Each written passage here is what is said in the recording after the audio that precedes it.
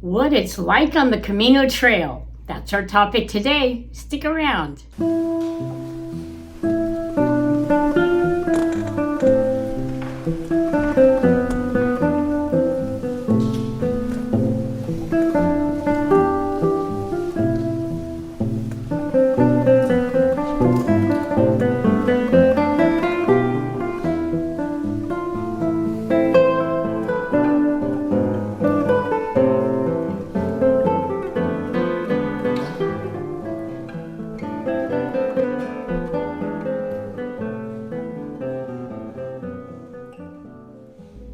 So you've done all your research, you know your route, you've all your equipment, and you think you're ready for this adventure. But you still have that voice in the back of your head telling you that you have forgotten something. In this video, I would like to present exactly what it's like every day walking the Camino. But first, we need to talk briefly about one aspect of preparation that often gets overlooked.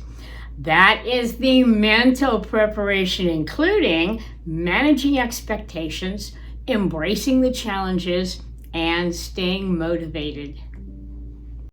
When preparing for the Camino de Santiago, it's essential to manage your expectations. While the thought of trekking across Spain may seem romantic and exciting, the reality of the journey can be quite different. The Camino is physically demanding, emotionally draining, and mentally challenging. Be prepared for long days of walking, varying weather conditions, and sharing facilities with other pilgrims. It's important to remember that the Camino is not a vacation, but a pilgrimage with its own set of unique challenges and rewards.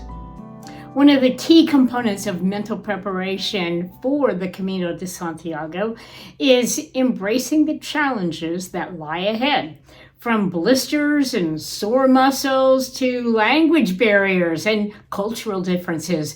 The Camino presents a variety of obstacles to overcome. Instead of viewing these challenges as setbacks, try to see them as opportunities for growth and learning. Embrace the physical discomfort as a chance to test your limits and push yourself beyond what you thought was possible. Embrace the cultural differences as a way to expand your worldwide view and gain a deeper understanding of the world around you. Staying motivated on the Camino de Santiago can be a challenge, especially when faced with long stretches of monotonous walking and unpredictable weather.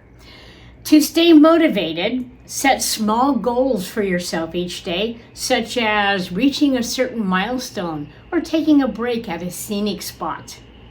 Walking the Camino de Santiago is not an easy feat, as most pilgrims cover up to 20 to 30 kilometers a day on foot. This requires a strict daily routine to ensure that you're able to reach your destination safely and in good spirits. Typically, you wake up at or before sunrise to get an early start on the day's journey. After a quick breakfast, you pack up your belongings and hit the trail, usually starting by 6 or 7 a.m. The early morning hours are often the best time to walk, as the weather is cooler and the trails are less crowded. Throughout the day, you'll stop for breaks to rest, hydrate, and refuel. These breaks are essential for sustaining energy levels and preventing exhaustion. Most pilgrims take a mid-morning break, then a lunch break, then an early afternoon break. You typically check into your lodging at 3 o'clock or later in the afternoon. Proper nutrition and hydration are crucial elements for pilgrims walking the Camino. Walking long distance can be physically demanding, and without adequate fuel, pilgrims may struggle to continue their journey. There are plenty of options for taking food and water breaks on the major Caminos. Do your research, and if the Camino infrastructure is not adequate, pack water and snacks. One of the most rewarding aspects of walking the Camino de Santiago is the opportunity to connect with other pilgrims from around the world. Whether walking alone or in a group, you'll form strong bonds with your fellow travelers through shared experiences and challenges. Throughout the day, you'll meet and interact with others on the trail, exchanging stories, advice, and encouragement. These connections often lead to lifelong friendships and memorable experiences. In the evenings, pilgrims gather at their shared lodgings to rest and socialize. Here you can share a meal, exchange insights about the journey, and learn about each other's backgrounds. These communal spaces create a sense of camaraderie and support among pilgrims, fostering a sense of community along the trail. Whether it's sharing a meal, playing music, or simply relaxing together, connecting with other pilgrims is a vital part of the Camino de Santiago experience. Last spring, I did a video with Marty and Ellen Graham, who were planning to do their very first Camino. Here's a link if you would like to watch. Anyway, they walked the Camino del Norte with an organized group. I have asked them back for a post-discussion about how it went for them. So here we are back in familiar surroundings with Ellen and Marty. Hi. You remember them. If you don't remember them, go watch that video that I just talked about and gave you the link for. So last summer you did the Camino del Norte, and it was your very first Camino, and you didn't go as independent pilgrims. You actually had a group take care of the arrangements for you. Would you tell us a little bit about that? Yeah, we, not being our first pilgrimage, we decided we wanted to have some local knowledge of, the Camino and the route, and so we engaged with Camino Ways, and they did a fantastic job, essentially planning a hotel or farm stay for us every day for the whole trip. So we essentially just walked from one to the next, and they took care of all our baggage transfers. And we got the hotel baggage transfers and a breakfast every morning. So and we just walked, like I said, from one point A to point B each day. So what would be a typical day for you going with this organized tour group? So we had to have our bags in the lobby by 8. And with the package, some might think this is a downside, but we liked it. With breakfast being included, it was great, but we couldn't have breakfast until 8 a.m. So if you're the type of person that wants to get out at the crack of dawn, this probably wouldn't work well for you. But we enjoyed it. The breakfast, we were never disappointed, and it was a good. I learned you can eat a lot of chocolate. Chocolate donuts, chocolate croissants.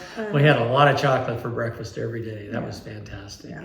Well, you did. But it delayed our start time till we never usually left the hotel really until about 9 a.m. So if you really enjoy being you're not running across a lot of pilgrims as you're walking, because I think everybody got out ahead of us in the morning, leaving the albergues because they were trying to get to the next one, make sure they had some place to stay. So we didn't have a lot of people traveling with us. It was really nice, which is kind of what we wanted. We were more isolated as we walked. So the company took care of your big backpacks. They would transport them from one albergue to the next albergue, and then you carry a small day pack with you each day. Yes. And what did you have in that day pack? So we had we had a water bladder in the day pack, but there were pouches to carry water bottles as well. So and we had a water bottle. Yes, and so because we definitely didn't want to run out of water. And then we did take snacks. First aid kit, very important. We had our ponchos if we ran into rainy weather. Yeah, and we took a flashlight and normal stuff that you would take, but the packs weren't real heavy. So that was we really enjoyed that, because the Del Norte is pretty, as you know, is pretty demanding. Yes. Because you have a lot of this. Elevation changes. Yeah, now that was my next question is, How difficult was it as compared to what you thought it was going to be? Was it that hard or not as hard? So I let Marty plan most of it. I should have been a little more attentive because it didn't have to be as hard as it was. I mean, yes, the elevation changes were sometimes pretty extreme, but I think what I would have done differently is had more rest stops along the way. That was the only thing. It got pretty grueling day after day, going as many miles as we were. And how many miles did you go each day? I think you pretty much talked about 20 to 30 kilometers a day.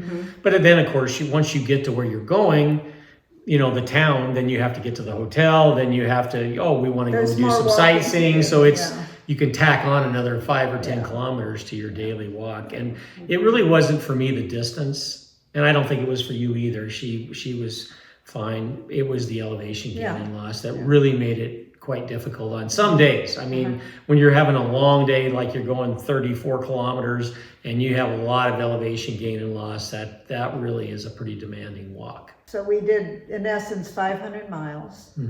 And we had how many rest days, not counting the first stop? Yeah, we had 4 rest days built in. We during the 30s, we walked for 37 days. We had 4 rest days built in. Yeah. And so, we were able to, relax, sightsee, do our laundry, things like that. So, and I think what Ellen's saying is she might have wanted to plan a few more rest days had it been, so. Well, I think there were some towns maybe that we would have liked to spend more time in.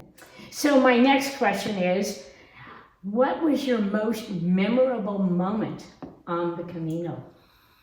For me, it was meeting this Dutch woman, and this is what you referred to. It's the Camino's all about who you meet, right? So we were maybe 2 days. The Norte and the Frances merged, and so then it got very busy.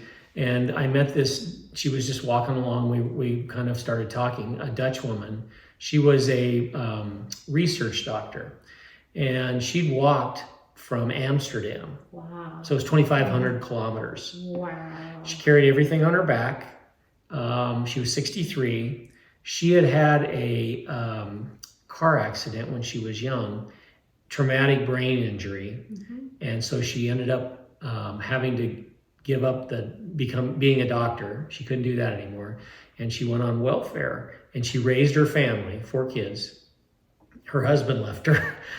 And so anyway, she saved for 14 years to do this trip. And here she was, and she was amazing to talk to. And it's one of those things where you just know you're blessed. I mean, you look at the difficulties in your life, and it kind of just pales in comparison to what she went through to get there. And so that was really, for me, the most memorable thing on the whole trip was that woman. She was incredible. So Ellen, for you, what was your most memorable day? So my most memorable day was the most difficult day, and it happened to be the first day, but in a good way, really, because it told me what I was capable of.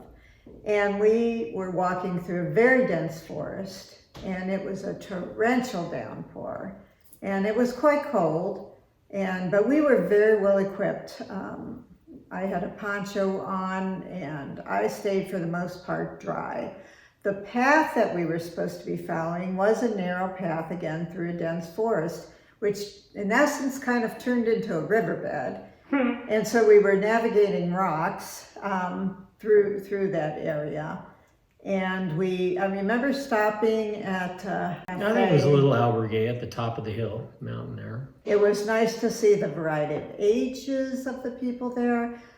There was one gal who, I couldn't believe it, she was walking in sandals and socks, and again, cold and wet, and she had her socks off. There was a beautiful fire going in a fireplace, and she hung her socks there and put her sandals there to dry. And it was just like everybody was kind of talking to each other, giving advice. The person at this restaurant part of it had some wonderful food to eat and snack on, and it was just felt like a real sense of community. So that's probably my most memorable. And it was hailing. Oh, wow. Yeah, It got cold and it was hailing and everybody was running for cover, and we just happened, it's just like you say, the Camino provides. We were just like, there it was, and we just all went inside and get out of the hail, and there was a fire going and food there, and it was a really nice place. Came at exactly the right time for us. Yeah. Okay, now another question. If someone were to come up to you and say, I've been thinking about walking the Camino, what would you say to them? How would you provide adequate information to them so that they can make an informed decision? What would you say? If you are fit and athletic, I still would recommend preparing and walking long distances. If you're planning on doing a Camino that has a lot of elevation changes, you definitely want to include that in your prep work before you go. So basically it's make sure that you do the preparation that's recommended for long hikes. I think that to answer your question, we got a lot of help, insight, and training, quite frankly, from the local chapter of the American Pilgrims on the Camino. Don't we have a wonderful chapter We here do. in Phoenix? Yes. They're the Yes, best. and I'm telling you, getting to talk to people that, like yourself, that had done this before, and gee, do you really need hiking sticks? Yes, or the hiking sticks. Yes, you do. I mean, all these questions we had. We did a number of hikes. We went to the REI presentations that was put on by the local chapter, and so, quite frankly, and I watched a lot of YouTube videos. I felt we were really, certainly from an equipment perspective, we were very well prepared.